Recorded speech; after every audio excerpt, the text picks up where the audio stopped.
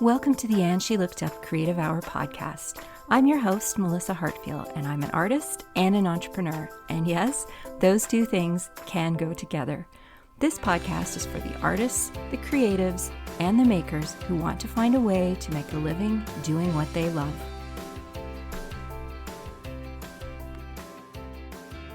Hello, everyone, and welcome to episode number 27 of the podcast. I'm your host, Melissa, and I am here once again with my September co-host, Ayngelina Brogan from Bacon is Magic. Welcome back for another week, Ayngelina.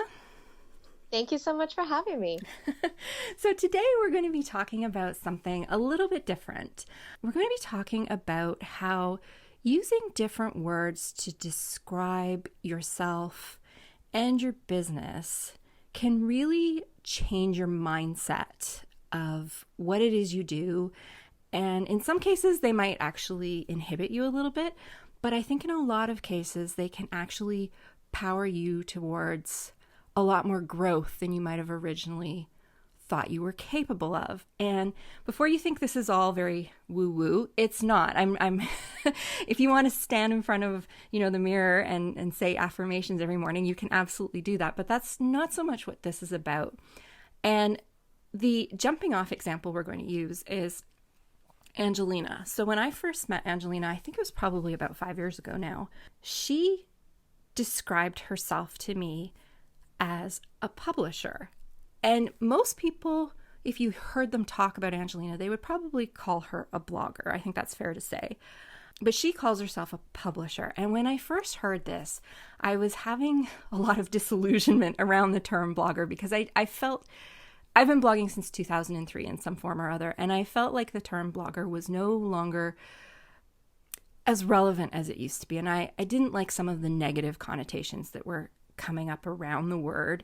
And I felt like bloggers weren't really getting their due for the amount of work that they put into what they were doing. So, bloggers tend to be, they are essentially publishers, as Ayngelina described herself. They are the editorial director, the art director, the sales director, the videographer, the photographer. They do an awful lot of work, and it doesn't always get recognized by using the term bloggers. So I just thought, when I heard Ayngelina describe herself this way, it was like a light bulb moment for me.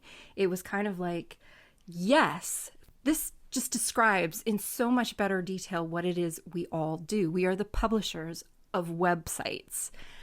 It's like a digital magazine. It was this light bulb moment, and it made me realize when you start thinking of yourself as a publisher, so many different options open up in your brain of things that you are capable of doing that might not have come to you if you had just considered yourself to be a blogger.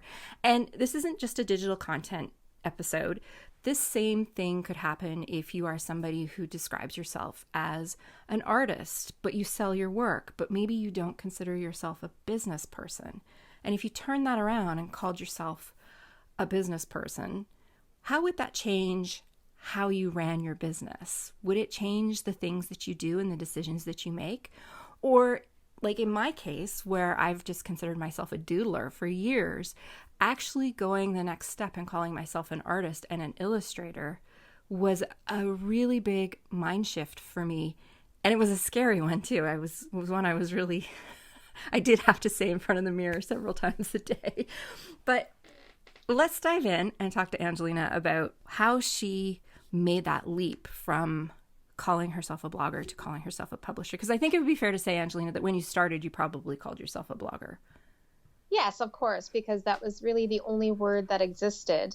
And, after, I think the word blogger really points to, definitely left a bad taste, because it just seems like, someone who's at home, it's a hobby, and they're willing to, work for butter.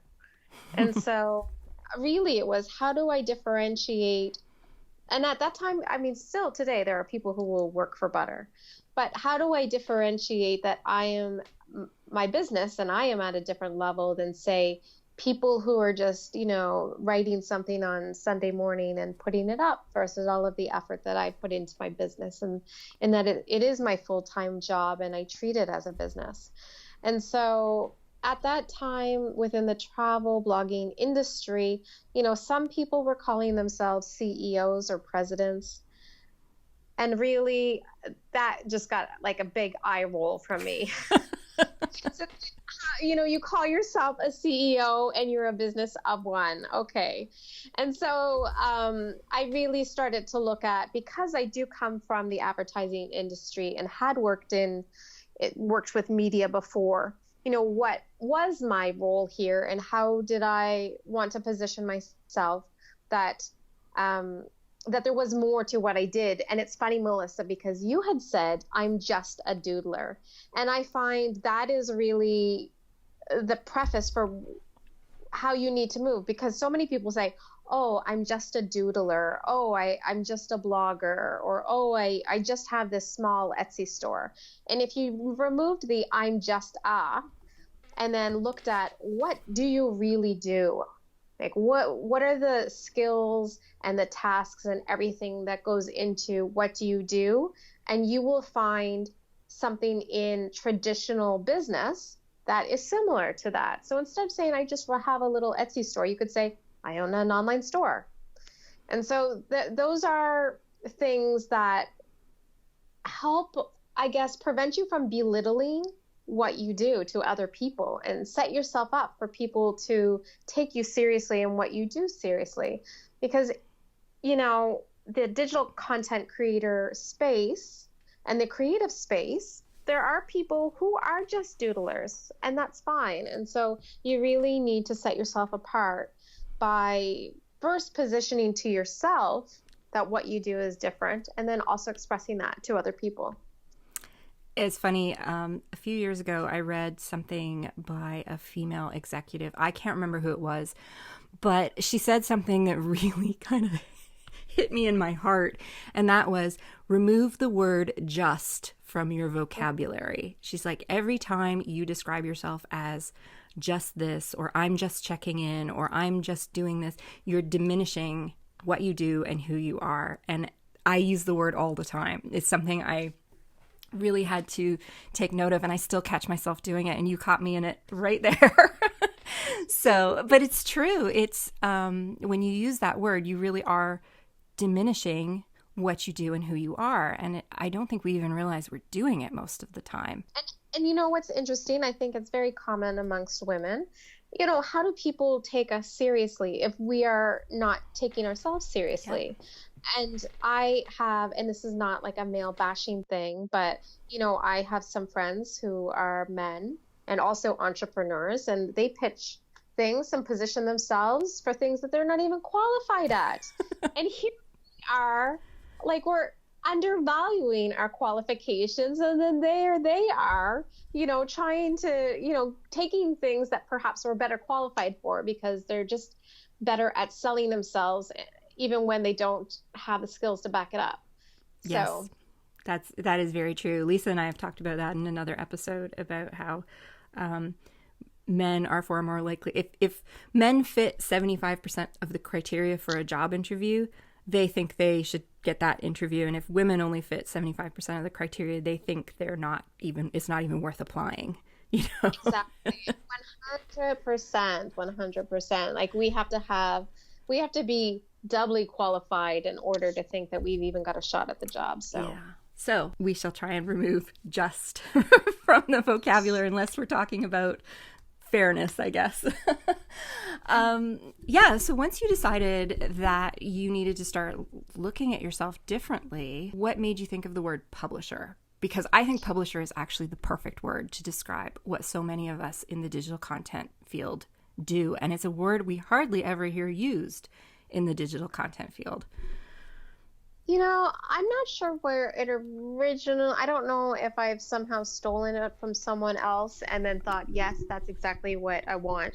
But I was an active search for just thinking about, what should I call myself? Because blogger was really in the travel world such kind of an ugly term. Like, well, people would say, oh, you're just a blogger. Like people should not take you seriously. And so I didn't want to call myself that. And so website owner didn't quite fit it either. And, looking at traditional media, as you said, I mean, blogs are really Now they are online digital magazines. And so I'm not just a writer. So I'm not a writer for a site. And even the owner didn't really make sense, but a publisher does because the publisher is the one that manages the business from top to bottom. And within that, it allowed me to grow because the publisher may not be the person who's actually doing the writing or doing the graphic design or taking the photos. And I had a long-term view eventually of, I don't want to be, a company of one. And to this day, I'm not. I outsource a lot of work. I have a virtual assistant. And so it's so much more than just saying I'm a blogger or a writer. I mean, writing is just one small part of what I do. And so publisher kind of seemed to fit the multi-skill experience that you needed to actually run a website. And I think also it meant that when I was talking to people about what I did, if they were brands or agencies or destinations, if you look at my email signature, it says publisher. And that was purposely trying to, separate myself from the others in the pack. And then to be honest, when, I talk to people who are not within this kind of field, I just tell people I own a website. Mm. So, and even for me, if it's just, I'm meeting someone's uncle, I tell people I own a website and they'll say, "Oh, what is that about?" But if I say, "Oh, I'm a blogger," they're just going to think that I'm just someone, working for butter or free lipsticks or something. That you're an influencer. And that's another word that is just fraught with meaning that I Yes. don't love. And so there are so many influencers right now. And I mean, I think influencer at one point was supposed to differentiate like blogger from like an Instagrammer would be an Yeah. influencer, but a blogger would be different. And now influencer has, and Instagrammers didn't like that either.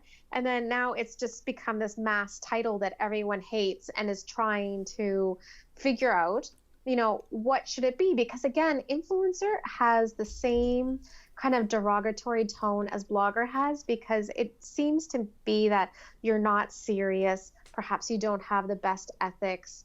Yeah. The news loves to pick up on all of these terrible stories about influencers. And so you see a lot of people within Instagram and YouTube and all of I mean, I consider now blogging to be like the traditional of the digital media. Like we are like the senior The citizens old of school. Yeah. old school, like just trying to keep up with the kids. But you see them also now they are trying to search for a different word because for me, influencer insinuates that I aspire to be a Kardashian. And so when I talk to people about, if they work within influence marketing, I then shift and I say content creator. Mm-hmm. Just to say, to help them understand that it's not just, I take 2 seconds to post a picture and, buy a bunch of likes, but that, there's a lot of work that goes into what I do to create content. And so people should take me more seriously as a creative. And I'm not just some teenager out there, on Snapchat or something. I don't know what they do. But even within that field, I've met people who are so talented and creative at Instagram and Snapchat and all of these things. And they are also serious content creators as well. So I think it's easy to look at them because they're young and dismiss them. And so Mm-hmm. they're also trying to find that word that better encapsulates what they do.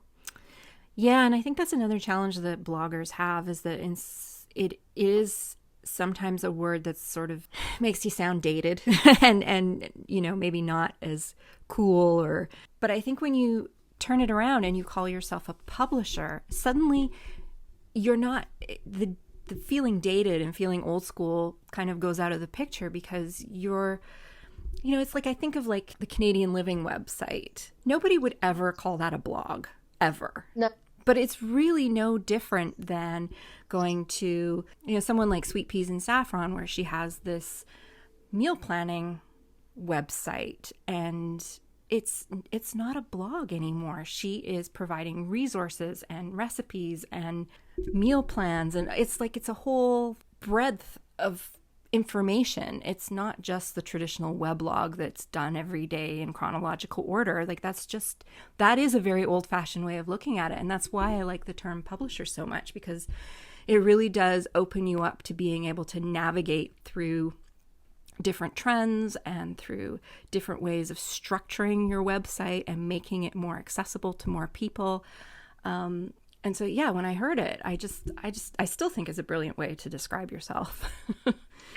Also, it helps you understand where do you navigate other platforms. So, for example, I will often look at like, what is Bon Appetit doing are they on Instagram Reels yet? Or are they active on Twitter? Or, when I'm trying to look at, where people are spending their time or how they are.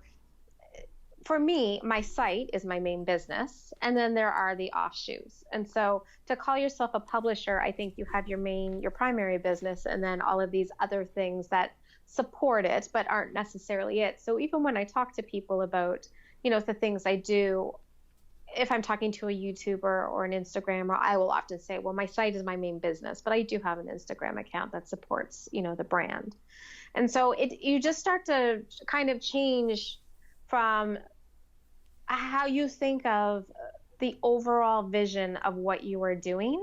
And the great thing about that too is when you remove these personal descriptors like blogger or influencer, and you start to say, I have a website, or this is my main business, it removes the emotion out of what you do. And that, I think, that was probably the biggest thing that I did that attributed to my success, both financially and then also working with larger brands, because I took myself very seriously and there was no emotion within negotiations or talking about what I could do, or, even taking a stand with, this is what the brand is and this is what, we can do, but perhaps we can't do, something else that you want.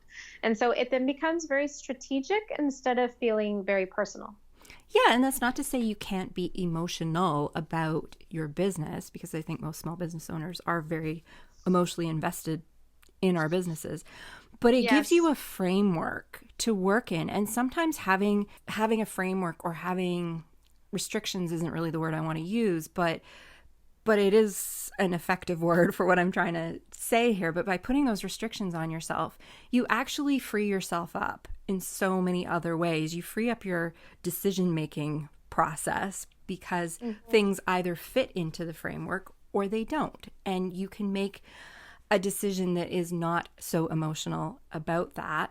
And it also clears some of that mental clutter about worrying about whether something's a good fit, because you have this framework around you of what is a good fit and what's not, and it becomes bigger than you. Like, it's not just an ego project. It's and when you do get to the point where you want to expand in terms of bringing on other collaborators or writers or a video team or a virtual assistant or things like that, there's a framework to bring them into, to explain to them what this is and what it isn't. Mm-hmm. And I think it means that it also forces you to perhaps set up systems that you would not do if it was just you're a team of one and your business is a 100% reflection of you as a person. Yes. I think too, if you're looking long-term strategically, if you ever wanted to sell Bacon is Magic, and I'm going through this with one of my businesses right now. If you had called it AyngelinaBrogan.com, trying to sell that would be a lot harder, because it's hard to sell a personal brand. Yes, absolutely. Yeah, but if you were to sell Bacon is Magic, I'm not saying that you're doing this by any means, but if you somewhere down the road, say you wanted to retire and you're like, I just want to go sit on a beach in Cuba and not worry about this anymore, you would have this property, this digital publication that somebody else could come along, and you've got first of all, you've got the systems in place, which is very useful when you're trying to sell a business. If somebody knows they're coming into something that is established and has systems established and there's a framework, it makes it so much easier for you to sell what you've done and walk away with some money that you can invest in something else or invest in your retirement. And that's something I think a lot of bloggers don't think about. Like, what do you do with this when you're done with it? Because you've amassed this huge platform of intellectual property, and it would be a real shame for it to just disappear. And I've seen this happen so many times. Somebody stops blogging and their website just disappears, and all that content is just gone. Well, we actually had within the travel community one of the very first travel bloggers, Evelyn, who her site is Journey Woman. She actually just passed away, and she was set up for that. So she knew that she was going to pass, and was able to make the business arrangements in order to sell the business. And it continues because it's called Journey Woman. And so the site was so much more than her. Mm-hmm. And she was also able to find the right person to then take on the site and the community that went along with it. And, that is also so important to have. I think people really connected with Evelyn, and it had such a defined brand because she was one of the very first bloggers, and, talked about traveling alone, and she was a senior citizen. And so there were so many check boxes that, she showed that anyone at all could travel, but she had everything set up. And so, when that time came, her family did not need to worry about it. And, it went to someone that she approved of, which I thought was really great and a really great way of thinking about it. But the other thing too is once you start to call yourself a business, it really puts the onus on you to set up these businesses of how am I going to make money? Like, what is my business plan? How many hours do I want to work? Am I getting paid enough money?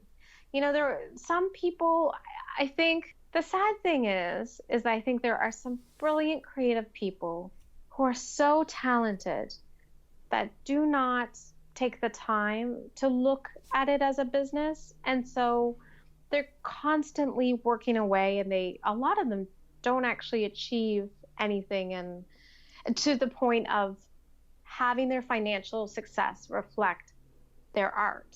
And it really should. And then, to be frank, there are people like me who come from a business background and see it as a business first and are able to translate what I do into something that's more profitable. And that's not because I'm more talented. And that's 100% honesty. I see a lot of really talented content creators, and I think, wow, if I had your skill, I would have $1 million business right now. But because they see themselves as kind of a one-man unit and don't quite see it as a business, I think it holds them back. Because we're afraid of this word like business plan. A friend of mine is a journalist and she wants to start a website. And I said, well, the first thing you need to do is create a business plan. How are you going to make money? And she said to me, oh, I can't even think about that. Can I just hire someone else to make that for me? I'm like, no, that's the most important thing. But that's how a lot of people feel. Like they want to overstep that part, and that it's the hardest thing to do, but it is the best thing to do. Yes, I think too, in a lot of different creative communities, business and money are almost like dirty words, it's somehow tarnishing your art or your, yes. You don't out. Yeah. And like, I think you even hear divisions in the creative community. There's like the makers. So there are people who make stuff to sell. They're very, very rarely called artists, even though what they're doing is very artisanal to be, they are making artisanal goods. But there's this division. It's like they're making stuff and they're selling it and they're actively, and then you've got people who are like, I create great art with a capital A type of thing. Yes. And putting a dollar value on that, going through like being viewed as a business person is almost like this dirty word. Like it somehow tarnishes things. And I think the whole thing of the starving artist, like there's really no reason that any artist should have to starve. It's not fun being a starving artist. So I think that's a whole mindset thing that people really And it's have to. undeserving. People who are that talented should be making the Mm-hmm. money that they deserve. However, they also need to like ask for that money. Yes. They need to feel like they deserve that money and then be set up in a way that you can ask for it. And one of the best and easiest ways to do that is when you call yourself a business. It takes out that feeling, or it helps to remove that feeling of maybe not feeling like you're worthy, Mm-hmm. because you're no longer speaking about yourself, but this entity. The business. The business needs to make money. Yes, exactly. Like you should just have like this pink ball with like a smiley face on it, and that represents it.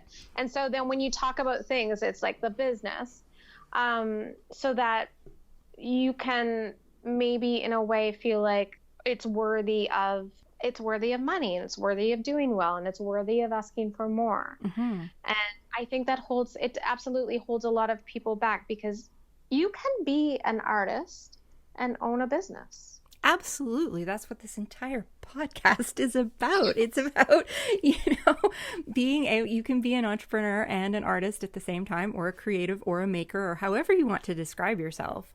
They can go together, and there's nothing wrong with that. And so getting onto this whole thing of value and what you're worth, one of the things I've always really admired about you is that you have always been very good at valuing your work and putting a price on your work that really does reflect the work that you put into it. And I'm just curious, is that something that happened around the same time that you started to call yourself a publisher? Did it give you a little more confidence to say, like, yes, I am worth this much, and this is what it costs to work with me? I think that the way I price what I do is, what is the price that makes it worth doing this project, this sponsored project, versus me working on the things that I really want to do that will build my business long term. So the cost of entry for me is, what can I do? At what point am I more excited to work on, what somebody else wants me to work on than what I'm going to do? And so I do think it was a bit of when I started to call myself a publisher. Now, that said, sometimes as a publisher, you have to make this decision just to pay the bills. Mm-hmm. And so there were many, many times, and I don't begrudge anyone for doing this. You have to make a living to a certain point where the bills are paid and everything's okay. So maybe you do a couple of things that are not passion projects, but those are the things that kind of gets you, it keeps the lights on. Yeah. And so you have to make that as an unemotional, all right, we're taking care of the business, I'm going to do this. And then I can say, I am just going to, this is my fee. So for example, right now, with everything that's happening, my fee structure is very different because I'm not making as much money. And so there are people who are getting really great deals from working with me because I'm willing to do more for less right now. And with respect to these companies and destinations, I also know that they don't have as much money and they are working with less. And so it's just like everyone trying to help each other move forward. And so all of those decisions were very unemotional, and I've done a lot of sludge work, and I will, I'm sure, in the future, of things that maybe I wasn't crazy about doing, but it's not that it was still ethical and fit within my brand. It was just like, I'm just gonna do this thing that's unexciting and be so happy that I'm getting a paycheck for it. Yeah, I think the current myself of that. The current world climate has made things very different for everybody right now. So I think everyone's trying to navigate things a little differently, and maybe with a little bit more kindness and generosity than maybe they would have 6 months ago. One of the things that I did that I also think really helped set things up was I did set up a price list, a packaging price list. And so in my head, I already knew the prices of things that I was willing to do and could negotiate from there. And those prices were, they were higher than what most people were charging, but I did feel that it was worth it. And you almost have to go, I would say, like 15% more than you think you deserve to get just a bit closer to probably what you deserve. Because you're Yeah. never going to, I still think at times that I undervalue what I do. And the only time that I realize I'm undervaluing it is when I'm in the middle of a project and I think, oh, I didn't charge enough for that. And so Yeah. I make a note, like I need to change, my price level. But I formalize this, and, not only do I have a media kit, but I also have kind of a generic project proposal, which is a gold, silver, and bronze level of working with me, and kind of the components of what each level um, entails, and then a price that goes with that. And I have shared that with so many people because I've said to people, if you're not sure where to start, or you don't feel comfortable asking for the price you want, just give these three levels, because you it's easy to do. You just attach it. And so you don't have to sit there and agonize over asking for more than you've ever asked. You just do it. And then there are the three levels. So the bottom level is the baseline of what you're willing to work for. The middle is probably where like you want to be. You feel like you're giving a lot of value, and you feel comfortable with what you can return. And then the gold level is, there are a lot of add-ons for that. Perhaps you won't get as much in return other than the money. Like you're giving away much more, but you're hoping to get to that kind of peak level. And for the most part, everybody lands on silver. And so you end up getting what you really want. But if someone can't pay you the bronze baseline level, then they're out. Yeah. And you already know that they're not even close to what you deserve. And there's nothing wrong with that. I mean, I have also worked with people who they're so small, they just can't afford it.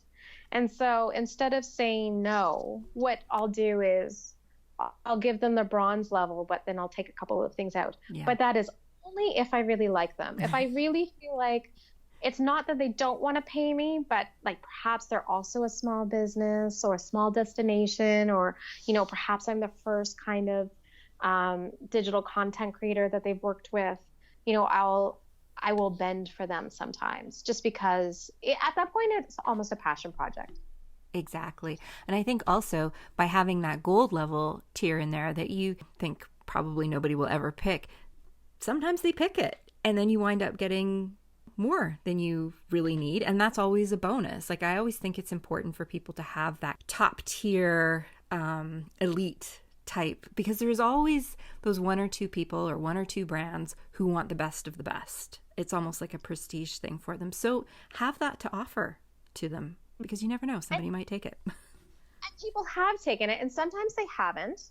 And then they come back to me after the work is done and they want more from me, like photos. And I'll say, oh, well, you should have picked the gold level because that's offer. But I'll say to them, you know what, like we can negotiate something, but that is an additional fee. It's not something you get for free, because that is what the gold level sponsors get when they work with me. Yeah. And so the nice thing about it too is when you're negotiating fees, you never really know where to go. You don't know how much money a brand has. You don't want to go too low. Perhaps you think they don't have money, and you don't want to go too high. And so the three levels kind of gets you to a point where a brand will come back to you and say, I really want this, but I only have this. A lot of times they're in between two levels. Mm-hmm. And then at least it gives you some negotiating room. And I try not to just give it to them for free.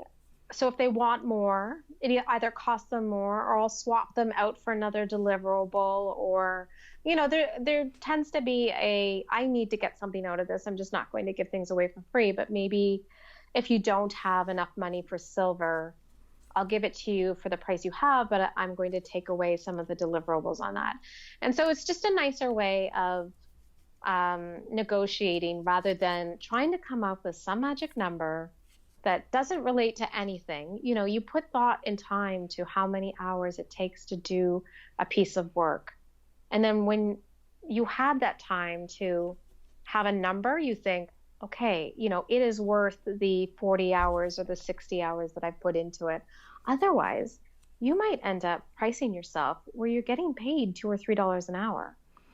Yes. And if you are, if you've put yourself in this situation where you're calling yourself a publisher and it's meant to take your business forward, at some point you're probably going to have people helping you, whether it's a Mm-hmm. VA or somebody who helps you with the writing or some of the video editing or whatever, but you're going to have to pay them as well. And that's going to have to come out of those packages that you've set up. So it's something that I think by giving yourself this other type of title or classifying yourself as a publisher, this helps you think about those things. Like it helps you think about, like, if I want to bring on a team, how am I going to price my work? Because it's not just you that you have to pay at the end of the day. You've got these other people that you have to Yeah. pay, and you have to build that into your pricing structure, right? It's always really easy when you start out with a business and it's just you and you're just thinking about yourself and it's Melissa's business. Yes. And you're like, somebody says, I'm going to pay you $5,000 for this. And you're like, wow, that's $5,000 in my bank account. Yay. But it's not $5,000 in your bank account. First of all, even when it's just you're taking a chunk off for taxes. Mm-hmm. You're going to have some expenses like software and internet and those kinds of things. But what happens when you bring in those extra people? Suddenly that 5,000, the sliver of the pie that goes to you gets smaller and smaller. So that's where having this bigger picture of what your business is can really make your brain start to think about all these other little pieces. And I think it's a good mindset to get into as soon as you can, really. In the beginning, you're always going to do things for too Yes. little money. I mean, and that's how it goes. You need to build up, your portfolio of people that you've worked with, and And you're you know, bootstrapping and, and you may not, I mean, whenever the first time I did a downloadable PDF, I did it for free. It was an add-on to a gold program because I just wanted to do it for a sponsor and I had never done it before. So anytime I do something for the first time or that my skill level may not be where I want it to be, I do, probably price too little. But then once you do it a few times, you need to raise the price because yeah, you've gotten better at it. So there's more value there. absolutely. It's like you're in beta mode with a few things, you're just testing it out. And maybe if that hadn't worked out, you would have just removed it from your offerings. But when you see that Exactly. people are into it, you can always raise your prices. Like that's certainly one piece of it. But when you started calling yourself a publisher, did you really did it bring to mind other opportunities for growth that you maybe hadn't considered before? Like in terms of the types of things that you could do, the types of content you could produce, and your revenue streams? Absolutely. So when I started calling myself a publisher, I stopped looking at what other bloggers were doing and started looking at what other magazines were doing. So Yes. I started looking at the corporate level. I think, a couple years ago, you and I were sharing, like, we would find media kits from like big publishers and sharing it just to see how they were positioning the different things that they were offering. And so I thought, I'm just a smaller publisher than Bon Appetit. Yeah. They have bigger numbers than me, but they also charge much more. Like, what can I offer that is comparable to what they are offering? Like, what are they doing? I love seeing sponsored work and advertorial because I want to see how they approach it. And then also, it gives you, especially now, the permission to look into what are people doing in other fields? What are podcasters doing? Like, Mm-hmm. how are people doing things non-traditionally? And so I started with the traditional, what are the magazines doing online? And then have started to look into like just what are other industries doing online that are not in, travel and food and art magazines. Yeah, and after you and I had that first conversation, and we investigate media kits all the time because, like you, I'm fascinated by them. I'm always looking to see what people are offering. But once we started thinking of ourselves as a publisher, instead of just looking at other food publications, which is what we were doing, now we started looking at other publications, period, like lifestyle, tech. And that's when things really opened up for us. Like, we just started to see all these different things that different verticals, I guess, what we would call them in the corporate world, Right. within the publishing industry were doing, and looking to see like, oh, that's really interesting. How can we adapt that for food? And taking that in terms of whether it's sponsored content, advertorials, site ads, or even the type of content that we produce. And I actually remember once, after you and I had this discussion, I actually went to the library and went through old physical issues of Bon Appetit, Saveur, and Gourmet, and looking at the stuff that they had done 2 or 3 years ago. And in terms of like everything, in terms of how the magazine was laid out, being a designer, like I'm always fascinated by magazine layouts, and like what could we take from that and how could we use that? And, you know, looking at the type of content they did and the pull-out boxes and the quote boxes and all those little pieces, and like thinking about how I could repurpose that on our site instead of just doing the traditional blog layout, you know? Yeah. And it really changed things in terms of how our site looked and in terms of how I felt about the content we were creating. It was a lot more fun for me at that point because I felt like we were exploring and we were trying new things. But if we hadn't had that conversation about thinking about yourself as a publisher, I probably never would have done that. I know. Well, the most ironic out of all of this, and you do give me a hard time about this, is that I've been trying to change my website design for probably as long as you've known me, because I still have it as this old chronological format. Although I feel like now that we've jumped to everyone viewing phone, like their sites on their phone, it doesn't bother me as much because 70% of my traffic is mobile. However, I'm still in the process of trying to change it. And my struggle was that I wanted a website design that was like a magazine, like a publisher, but understanding what I did that was unique versus what a magazine would do.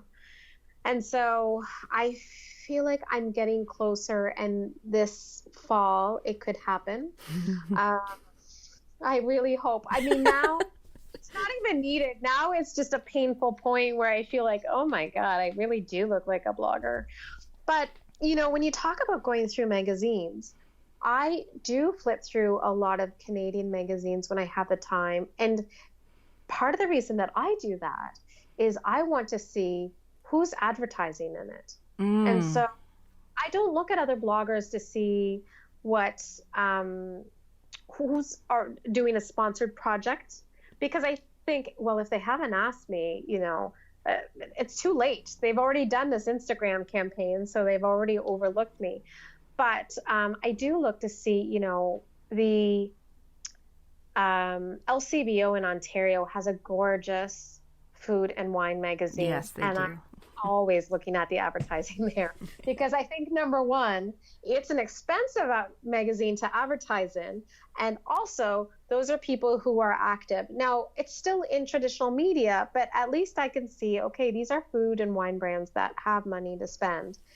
Now, I need to get to the second phase where I contact them and somehow convince them that they should also be spending money on me. But, you know, it's the magazines and larger publishers where I see the real opportunity is. I'm not looking to chase after kind of smaller money with, you know, one-off Instagram posts about, you know, cheese and crackers. That's a really good tip because you're absolutely right. It is not cheap to advertise in a print magazine. And so if you can go through and flip through print magazines in whatever your niche is or wherever your location is and see who is advertising in those, it means they have a healthy advertising budget.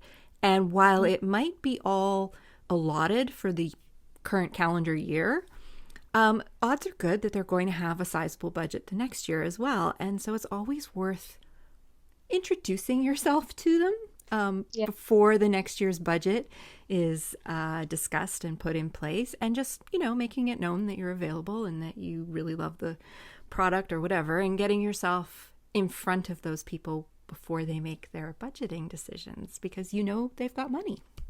So I've noticed this as well with Instagram. There are a lot of brands advertising right now because perhaps they can't afford the larger traditional ad placements. So, and Instagram is just, I feel like every third thing that I look at is an ad right now. it is.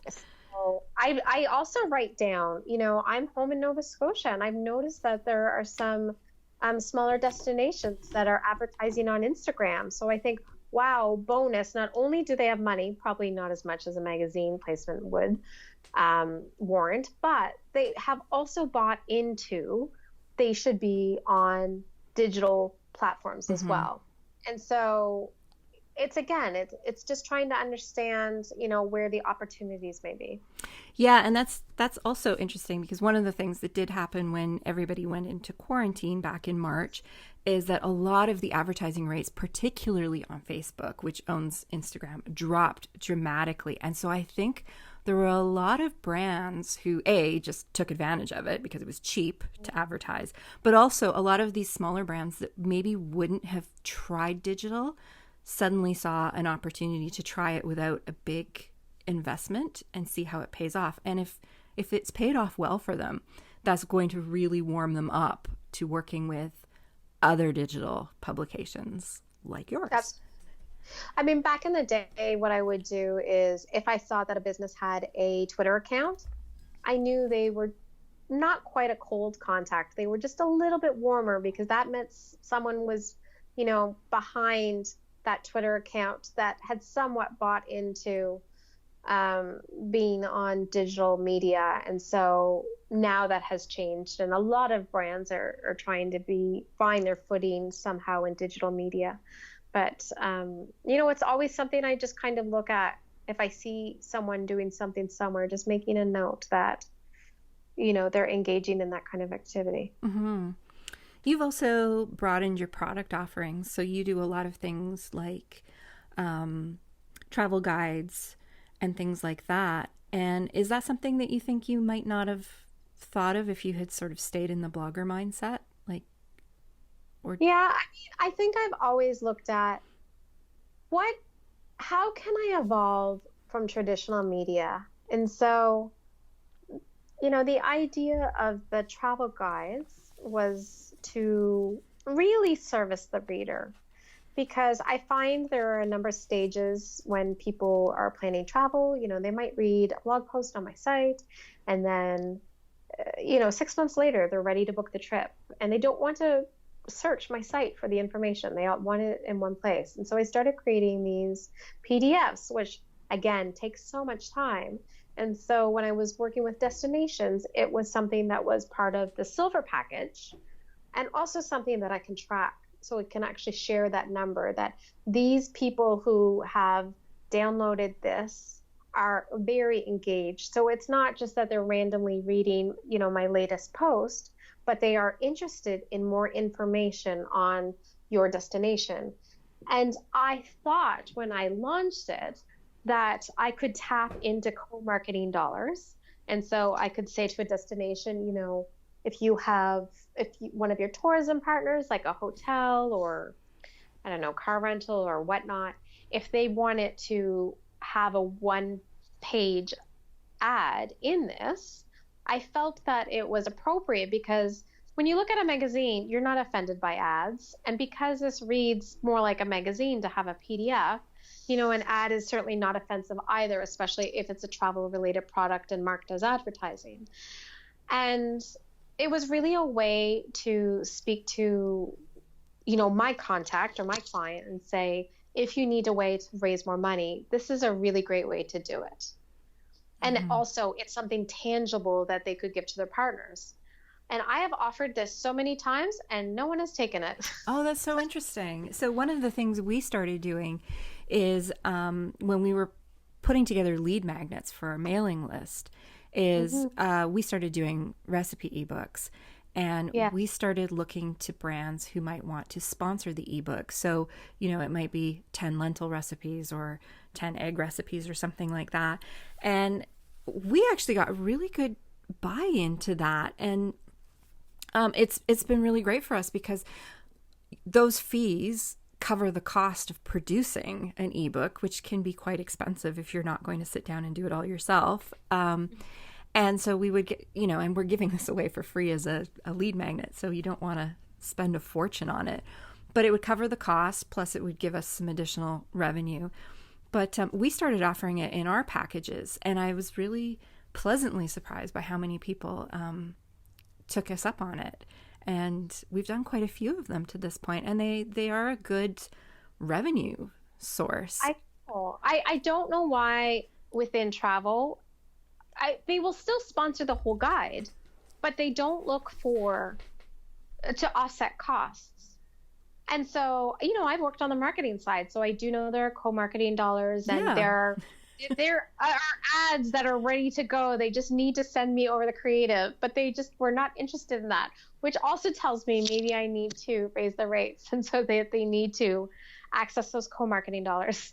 But on the food side, I did that once, and it was very successful. People, there was a presenting sponsor, and then other sponsors came in, and they really only wanted a recipe using their product and for their logo to be on it. And that was it.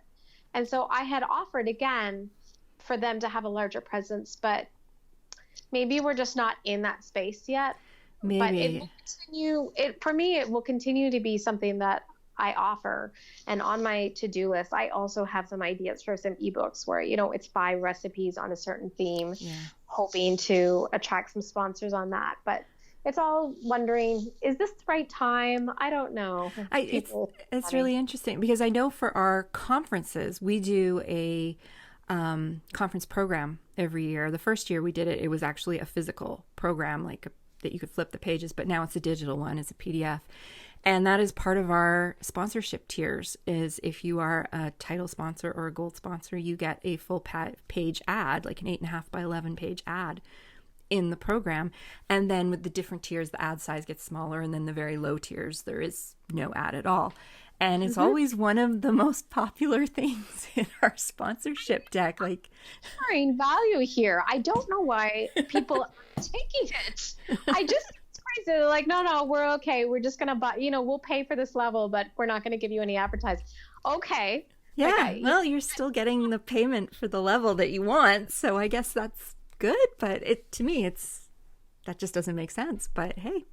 No, they're leaving opportunity on the table, but if they're okay with that, I mean, it's fine. I still think it's an option. And certainly, when you do consider yourself a business, I think that is one of the things that you look at is helping potential clients problem solve things like budgets or deliverables. And, how do you kind of make that work for them?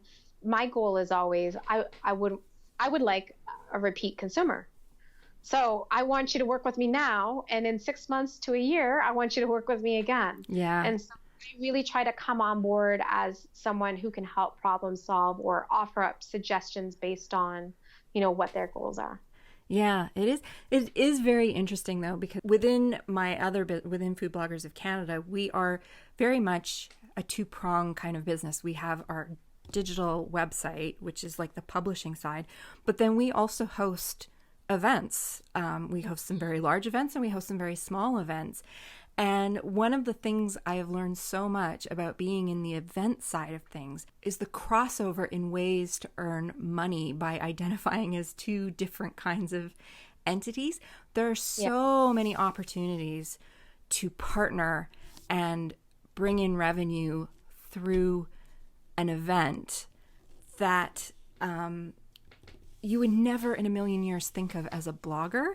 And so getting to do both of those things and seeing ways that we can pull some of those event opportunities over onto the publishing side has been really interesting. And that's where I think using different words to describe yourself can really change your mindset. Like if we just viewed ourselves as a publisher or as a blogger, we would still probably be walking down a fairly narrow road, but by also having this other arm that is a different road, we're able to kind of cross over the two, and it's opened up a lot of other opportunities that we might not have seen otherwise. So this is why it's really important, I think, sometimes to bring it all back to where we started. I think this is why thinking of yourself as different entities, all within the same thing, can really change up how you view your business and give you a lot of opportunities to grow in ways that you might never have ever thought were possible or open to you before. And it's amazing how much crossover you can actually encourage when you do that. I just think it's so much more important than sort of locking yourself into this one term to describe yourself. I think it just closes a lot of doors. I think, in other cases too, I mean, if you have, like, if you go back to the Etsy store idea, if you have a thriving Etsy store and you are able to take that and have a side business onto that, I mean, whether it be, courses or physical products, like if you use a product to create something, those physical products, you see a lot of, look at celebrities, or to be honest, I think in some ways, if you think someone in your industry has sold out, you should really look at what they're doing. And can you do something similar, but in a way where you don't feel like you're selling out? So those are all kind of idea generators. And I don't think anyone really sells out. I think at one point, there's this quote about Anthony Bourdain calling out Emeril Lagasse for his cookware line. And Emeril said, it's not Emeril selling out. He said, I have enough money, but I have this machine that I need to feed, and there are people that depend on me for their living as well. So when I take on things like extending my brand to cookware, it's not just about me, the person, but about all of the people that work for Emeril, the brand. And I think that was very interesting, because we should not look at people as sellouts for choices that they make. I mean, not everyone's going to make the right decision, but we're all going to make mistakes. So It's not for us to judge. And maybe we will take a, adventure into a side business and hope that we didn't sell out, but in the end, not feel really great about what we did. And then if that happens, then you just pivot and you don't do it anymore. You forget about that time. Hopefully you learned your lesson and move on to something else. But don't dwell on it. If Emeril Lagasse had, instead of using his name as his brand, if he had been something like the Italian Chef or something like that and had launched a line of cookware, nobody would have said a word about selling out. It would just be another extension of the Italian Chef brand or something like that, So it's just a different way to think of things, I think. And like you said, you mentioned an Etsy shop, and if you have an Etsy shop and you sell these really cute little knitted baby hats, and you do really well with it, and then you teach classes on how to knit a baby hat, you're not just a knitter anymore. You're not just an Etsy shop anymore. You're an instructor now. Like, you're adding another word to how you describe yourself, and it opens up all these additional possibilities. So there's so many opportunities when you just look beyond, okay, this is what I'm doing right now, but what are the possibilities? And maybe you don't even try to tackle them right now, but you just think about what those possibilities could be someday. And that opens up your mind, and not just being having such tunnel vision that you're just focused on the day to day, but also thinking about, dreaming about what it could potentially be, so that when an opportunity does come, you have an idea of maybe how you can use that to get to, the next level.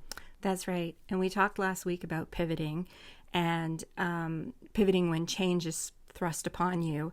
And the thing is that if you can think of all these different avenues that you can go down that are sort of all under the same umbrella, if something happens where you do have to pivot, you've got all these different roads that you can turn down and you can navigate. And it really does open up, it protects your business in a way, because you've got options. Like, you're not just stuck in this one lane and you can't get out of it. Like, when you're on a freeway that's like 4 lanes and you're in the middle lane and you need to get off the exit and you can't because there's all these other lanes of traffic around you. But if you've got cars in all the different lanes, it's a lot easier to get off that's my freeway analogy for you. I love it. I love it. Yeah. All right. Well, I think that's it for this week, but this was a good conversation, and I really encourage all of you to really think about other ways that you can think of yourself instead of just a knitter. There's that just again, or just a blogger, or just a doodler, or whatever it is that you do.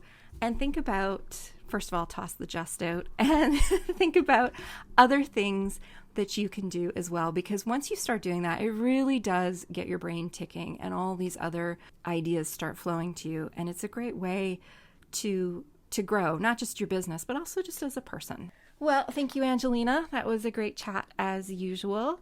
So next week we are going to be back and we're going to be talking about making decisions for your business based on data and metrics, which is something that I think a lot of us really tend to overlook. We tend to kind of make a lot of decisions based on gut feel.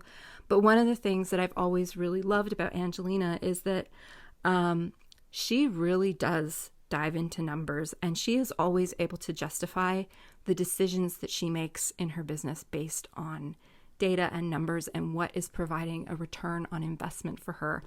And it's meant that she's abandoned things and jumped on other things and moved them forward as long as they were giving her that return that she needed. So I think that's going to be a really good conversation. I'm looking forward to that. And thanks, Ayngelina. No problem. All right, everyone. We will see you next week. Until then, thanks for listening. Thank you so much for joining us for the And She Looked Up Creative Hour. If you're looking for links or resources mentioned in this episode, you can find detailed show notes on our website at AndSheLookedUp.com. While you're there, be sure to sign up for our newsletter for more business tips, profiles of inspiring Canadian creative women, and so much more. If you enjoyed this episode, please be sure to subscribe to the show via your podcast app of choice so you never miss an episode. We always love to hear from you, so we'd love it if you'd leave us a review through iTunes or Apple Podcasts. Drop us a note via our website at AndSheLookedUp.com or come say hi on Instagram at AndSheLookedUp. Thanks for listening, and we'll see you next week.